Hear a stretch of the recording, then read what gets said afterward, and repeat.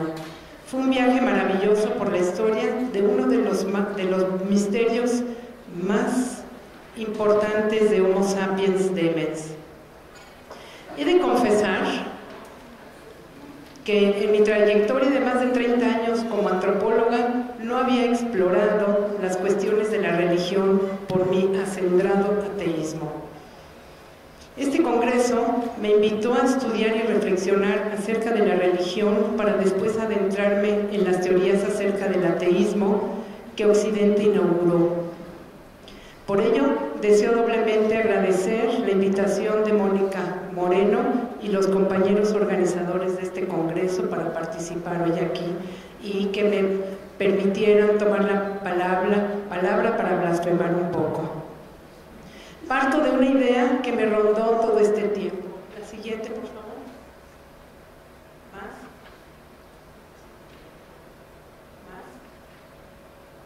No, yo no sé qué pasó con la otra.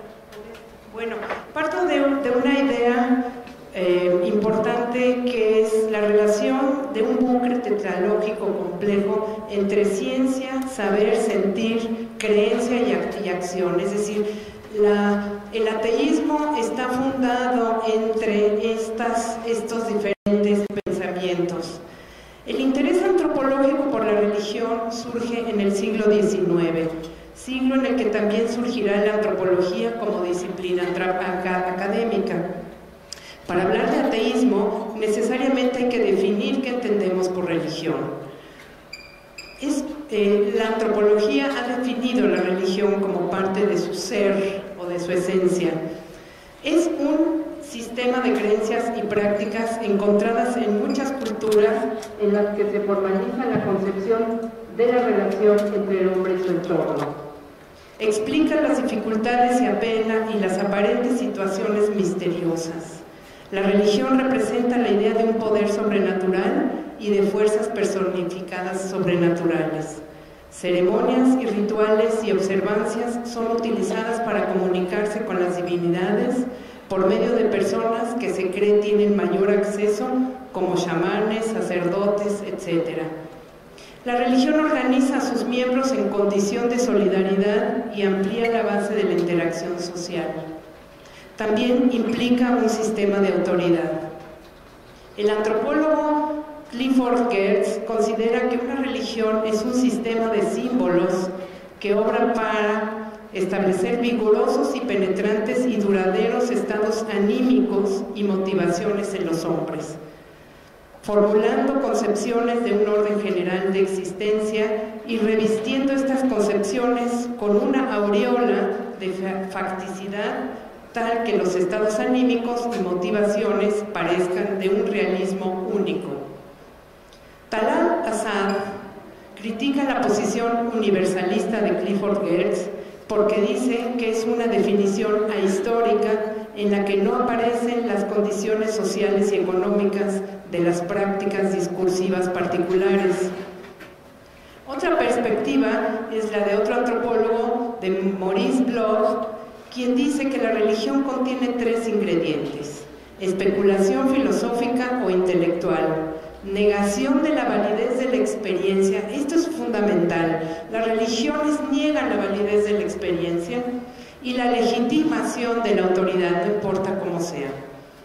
Otra perspectiva es la de Lévi-Strauss, quien demostró por medio de un detallado análisis de mitos, arte y costumbres que la magia, la ciencia y la religión deben de ser vistas en conjunto como parte de la capacidad humana inherente para la clasificación lógica, que es otra lógica. Otro antropólogo que ha estudiado a profundidad las religiones fue Obeyesekere, quien afirma que la etización es una característica general del desarrollo religioso. Afirma también que las religiones sin escritura generalmente son aéticas, en el sentido que no contienen una teoría sistemática del pecado y la salvación como es en los monoteísmos. El concepto de ateísmo fue cobrando forma en el marco de las religiones monoteístas occidentales y sigue siendo en Occidente donde más se habla y escribe sobre el tema. En griego significa sin teos Dios. Por lo tanto, un ateo es alguien que carece de fe en Dios. A continuación, haré un brevísimo recorrido por la historia del ateísmo. Grecia, la que sigue, por favor. El registro más antiguo que se tiene de clasificación de los diversos tipos de ateísmo es el de Filodemo de Gadara. Este señor dice que hay 3 tipos de ateos. Uno, fíjense en qué año lo escribe. Los que dicen que es imposible saber si existen los dioses o qué aspecto tienen. Esos son de alguna manera los agnósticos. 2, los que manifiestan abiertamente que los dioses no existen. Y 3, los que los reconocen implícitamente. La siguiente, por favor. El filósofo al que se considera como el primer ateo en la historia fue Protágoras de Abdera. El anterior. Después, posteriormente, ¿qué sigue? Anaxágoras afirmó que el Sol era una masa de metal al rojo vivo. Puede que no nos parezca una teoría revolucionaria en la actualidad, pero los atenienses creían que el Sol era un dios Helios. Esta observación privaba al Sol tajantemente de su naturaleza divina.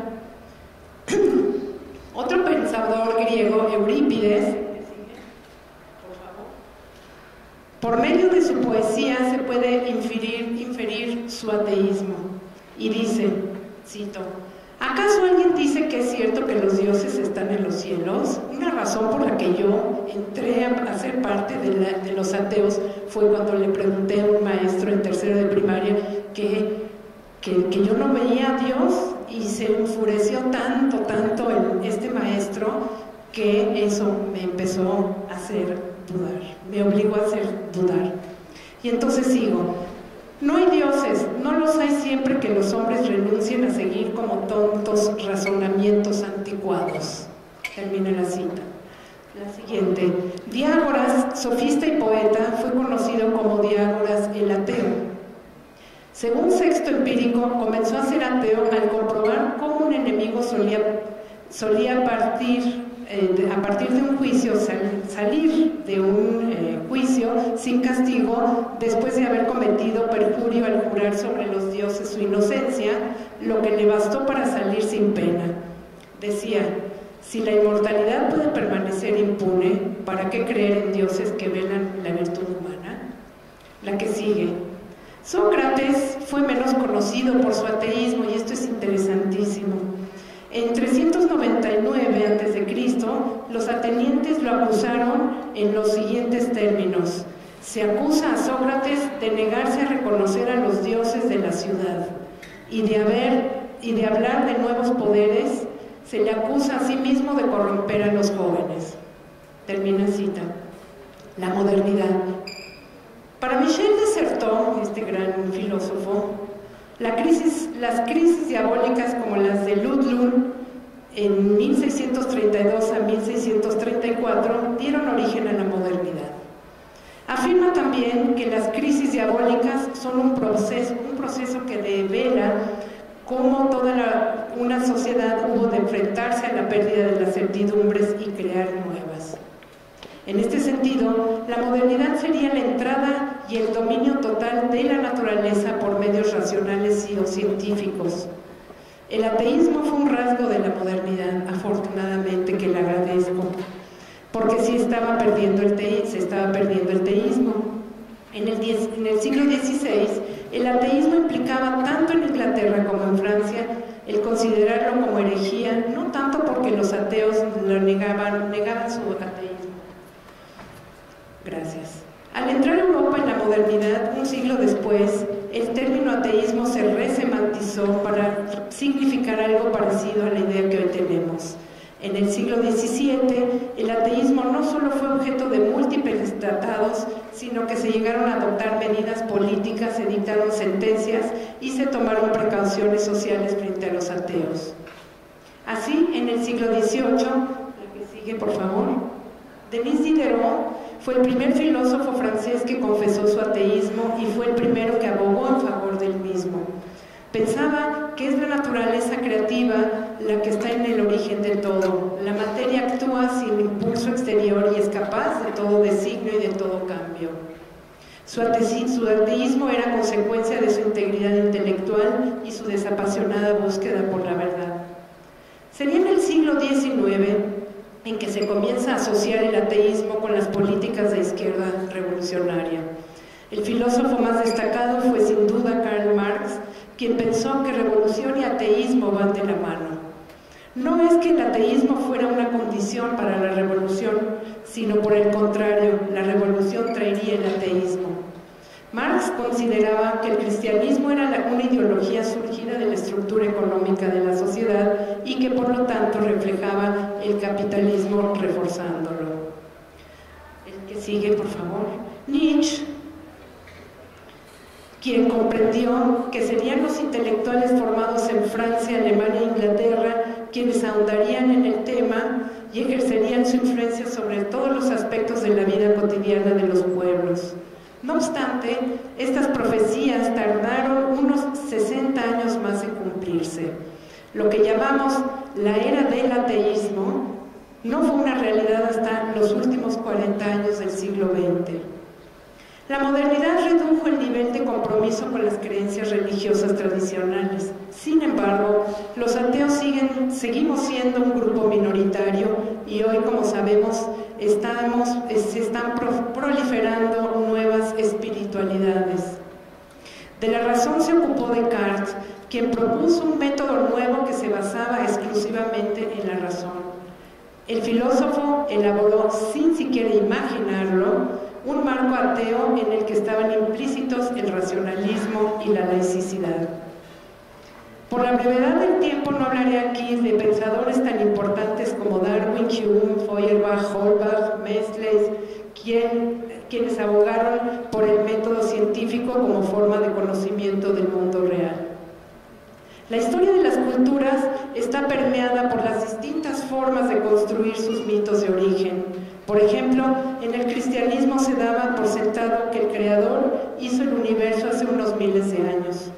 Con un cálculo que se ha hecho famoso, el obispo inglés Joseph Lightfoot demostró que Dios había creado a los seres humanos exactamente, y pongan atención, a las 9 de la mañana del 23 de octubre del 4004 a.C. Esto se lo tienen que aprender. Durante la primera mitad del siglo XX se acumularon indicios suficientes para formular una teoría alternativa que hoy llamamos la cosmología del Big Bang.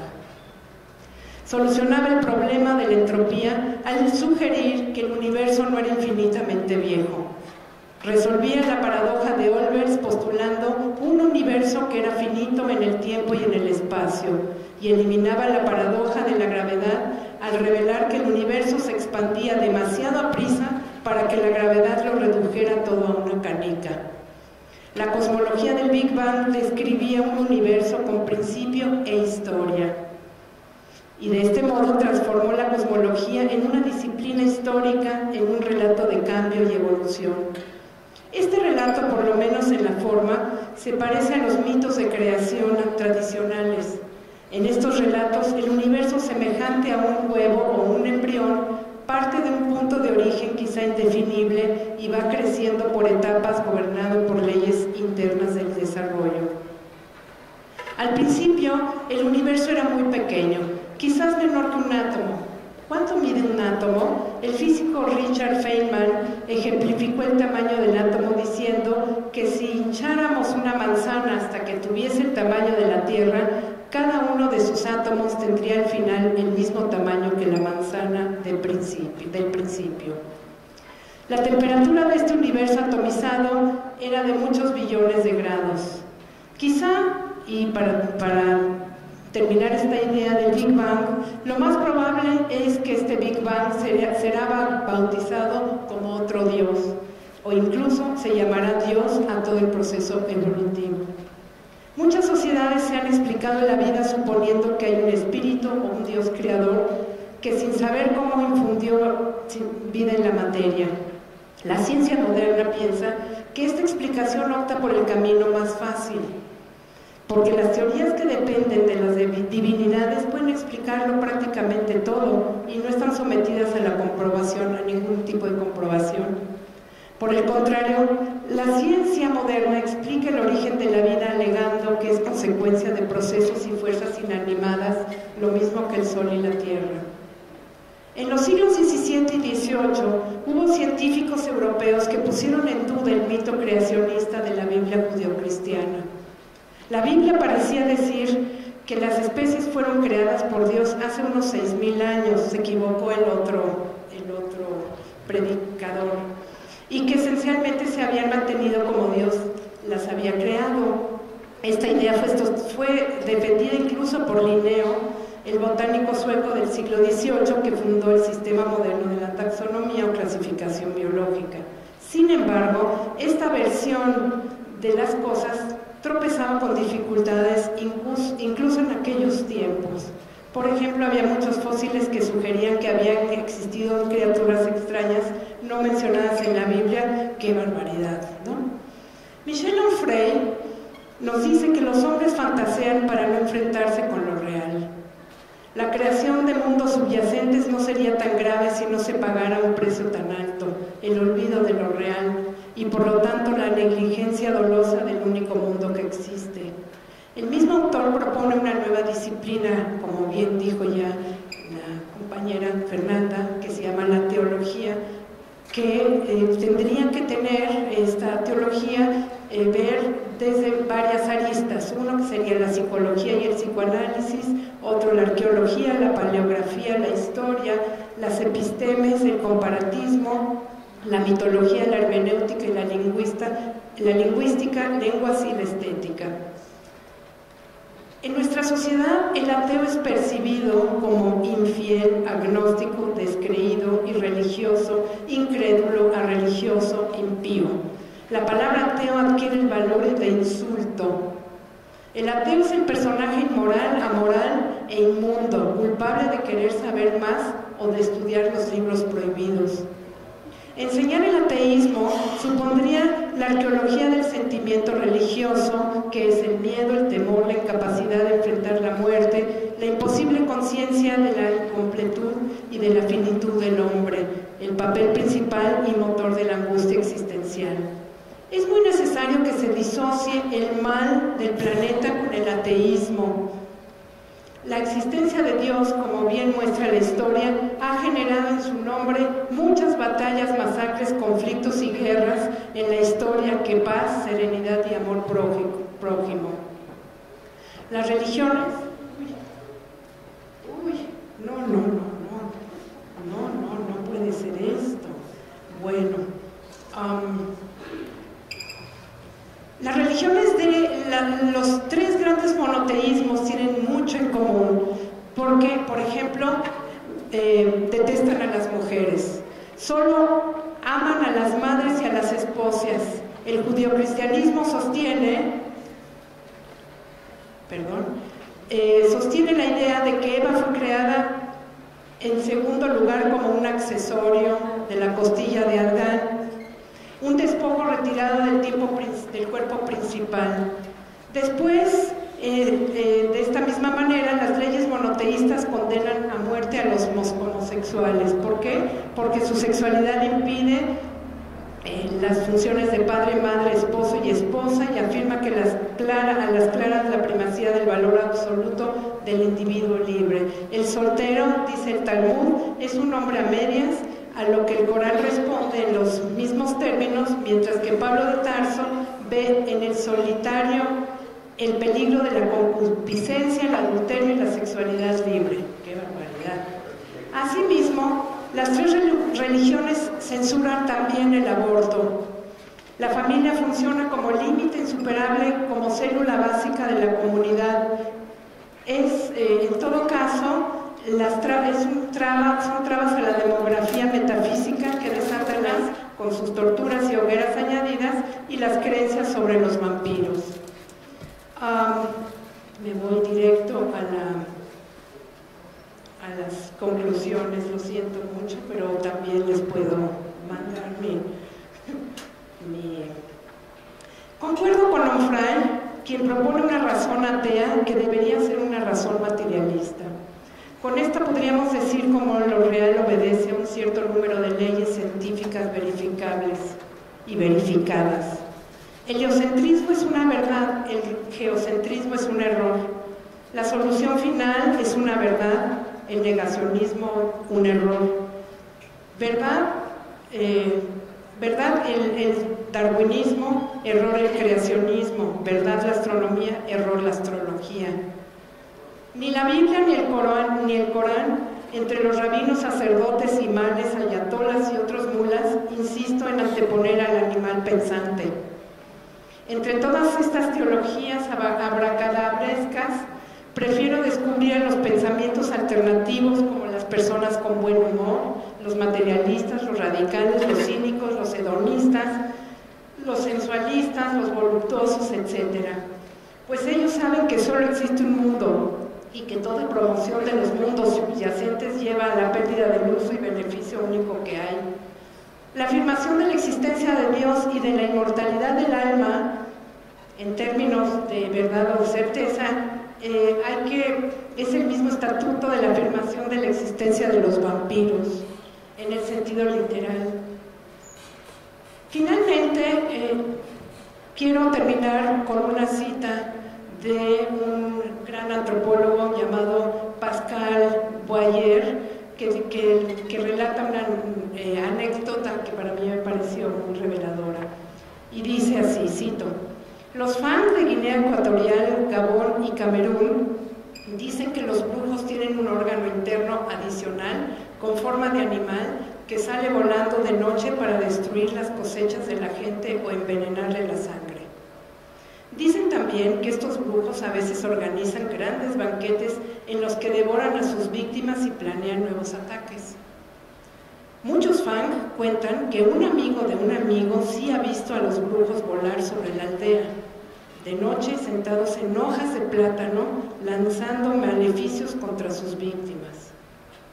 Yo hablaba de esto, dice Pascal Boyer, y de esto y otras creencias poco comunes durante una cena en Cambridge, cuando uno de nuestros anfitriones, un teólogo católico de renombre, se volvió hacia mí y me dijo: eso es lo que hace que la antropología sea tan apasionante y tan difícil. Ustedes deben explicar cómo es que la gente puede creer en semejantes tonterías. Este comentario me dejó mudo, dice Pascal Boyer. En efecto, esa pregunta es pertinente, pero se aplica a todas las formas y matices de las creencias. Los fans tampoco salieron de su sorpresa cuando les expliqué que 3 personas eran en realidad una sola y que todas nuestras desgracias en este valle de lágrimas se deben a que 2 ancestros quisieron probar un fruto exótico en un jardín. Muchas